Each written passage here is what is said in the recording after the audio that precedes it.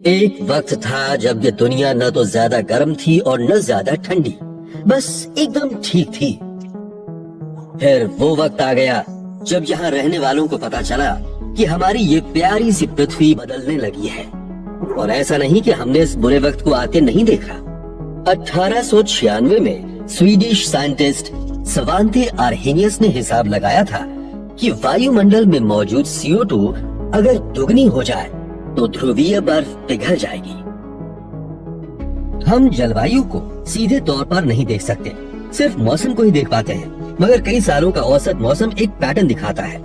मौसम की भविष्यवाणी मुश्किल है, मगर जलवायु की भविष्यवाणी हो सकती है। पृथ्वी के लंबे इतिहास में जलवायु कई बार बदली है, मगर हमेशा किसी न किसी बड़ी ताकत की वजह से। फिलहाल जो सबसे बड़ी ताकत जलवायु को बदलने में लगी है वो है फॉसिल फ्यूल के जलाने से पैदा CO2, जो सूर्य की गर्मी को यहीं रोक कर रखती है। इससे जो गर्मी बढ़ती है वो कहीं तो जाएगी। इसमें से कुछ हवा को गर्म करती है और ज्यादातर समुद्र में पहुंचती है। पूरी दुनिया में समुद्र पहले से ज्यादा गर्म हो रहे हैं। इसका सबसे ज्यादा असर आर्कटिक ओशन और उसके आसपास के इलाके में दिखता है। चलिए, गर्मियों में ऐसे समुद्र की बर्फ कम हो रही है जहां शायद ही कभी कोई जाता हो। अगर उत्तरी ध्रुव की बर्फ खत्म हो जाए तो मुझे फिक्र क्यों होनी चाहिए। बर्फ पृथ्वी की सबसे चमकदार कुदरती परत है और समुद्र सबसे गहरे रंग की परत।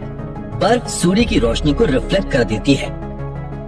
पानी इस रोशनी को एब्जॉर्ब करके गर्म हो जाता है, जिससे और ज्यादा बर्फ पिघलती है और इससे सूर्य की रोशनी को एब्जॉर्ब करने वाली सतह और बढ़ जाती है। इस सिलसिले को हम पॉजिटिव फीडबैक लूप कहते हैं। अकेली CO2 जिन बहुत सारे कुदरती तरीकों से गर्मी बढ़ाती है, ये उन्हीं में से एक है। इस समय हम आर्कटिक ओशन के किनारे जो पॉइंट अलास्का में है। जब मैं पैदा हुआ था तो यह किनारा यहाँ से 1.6 किलोमीटर दूर था। तब यह हर साल करीब 20 फीट की दर से टूट रहा था। अब हर साल 50 फीट जमीन कम हो रही है। आर्कटिक समुद्र गर्म हो रहा है और वो भी तेज होती रफ्तार से। इसलिए साल के ज्यादातर वक्त यहाँ बर्फ नहीं होती। इससे यहाँ के किनारे तूफान की वजह से कटते फटते रहते हैं। तूफान भी अब पहले से तेज होते जा रहे हैं और ये भी जलवायु बदलने का एक असर है। उत्तर के अलास्का, साइबेरिया और कनाडा असल में पर्माफ्रॉस्ट है, यानी ऐसी जमीन जो इस सहस्त्राब्दी से पहले हमेशा बर्फ से ढकी रहती थी। इसमें बहुत सारी जैविक चीजें हैं, जैसे कि हजारों साल पहले के पेड़ों की पत्तियां और जड़ें। चूँकि पृथ्वी के किसी और इलाके के मुकाबले आर्कटिक ज्यादा तेजी से गर्म हो रहा है, इसलिए पर्माफ्रॉस्ट भी पिघल रहा है और इसमें दबी चीजें सड़ रही हैं, वैसे ही जैसे फ्रीजर बंद कर देने पर सड़ती हैं। पर्माफ्रॉस्ट के पिघलने से कार्बन डाइऑक्साइड और मीथेन निकलकर वायुमंडल में मिल रही है। ये और भी खतरनाक ग्रीन हाउस गैस है।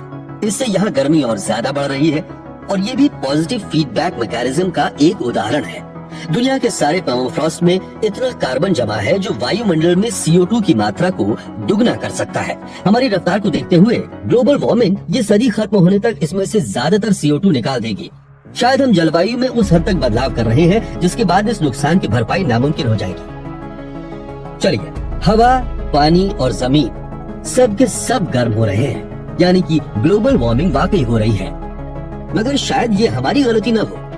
ऐसा कुदरत की वजह से हो रहा हो, सूर्य की वजह से हो। जी नहीं, इसमें सूर्य का हाथ नहीं। हम कई दशकों से सूर्य को बहुत बारीकी से देख रहे हैं। सौर ऊर्जा में जरा भी बदलाव नहीं आया है। इसके अलावा पृथ्वी दिन के मुकाबले रात में और गर्मियों की बजाय सर्दियों में ज्यादा गर्म हो रही है। ग्रीन हाउस इफेक्ट की वजह से ही ऐसा होता है। सौर ऊर्जा की वजह से तो इसका उल्टा होता। अब इस बात में कोई शक नहीं रह गया है कि इंसान पृथ्वी की जलवायु को बदल रहा है। समस्या की जड़ सूर्य नहीं है, बल्कि ये तो इसका हल है। ये बात हमें बहुत पहले से मालूम है, इतना पहले से कि आप सोच भी नहीं सकते। पेरिस, सितंबर 1878। तब तक तो आईफिल टावर भी नहीं बना था। तब यहाँ एक ऐसा मेला लगा था जैसा दुनिया में पहले कभी नहीं देखा गया था। स्टैच्यू ऑफ लिबर्टी का शानदार सिर बस बनकर तैयार हुआ ही था। पूरी दुनिया से आए लोगों ने पेरिस के 27 हेक्टेयर के इलाके में अपने आविष्कारों और सामानों की प्रदर्शनी लगाई थी। अपना लाइट बल्ब दुनिया के सामने लाने में एडिसन को अभी भी 1 साल का वक्त था। बिजली से चलने वाली मशीनों के बारे में किसी ने सोचा भी नहीं था। तब लोग स्विच या बटन नहीं दबाते थे, हाथ की या घोड़ों की ताकत से ही सारे काम होते थे। हम इसी इंसान को देखने आए हैं, वही अजीब सी मूंछों वाला। वो मैथ्स का टीचर है और नाम है ऑगस्टा मूशा। याद रखिए, ये 1878 का वक्त है। तब गैस लाइट से ही रोशनी होती थी। ऑटोमोबाइल आने में अभी सालों का वक्त था। मगर मूशो यहाँ अपने सोलर पावर कंसंट्रेटर के जरिए लोगों को हैरान कर रहे हैं। सूर्य पर हम सबका हक है, हालांकि ये हमसे 9.3 करोड़ किलोमीटर दूर है, फिर भी अपनी ताकत का एहसास दिलाता है। मेरा आविष्कार सूर्य से निकलने वाली ऊर्जा को इकट्ठा करता है और उसे मैकेनिकल मोशन में बदल देता है। ये किसी भी तरह की मशीन को चला सकता है, ये आपके लिए बिजली पैदा कर सकता है, प्रिंटिंग प्रेस चला सकता है या गर्मियों में बर्फ बना सकता है। ये लीजिए।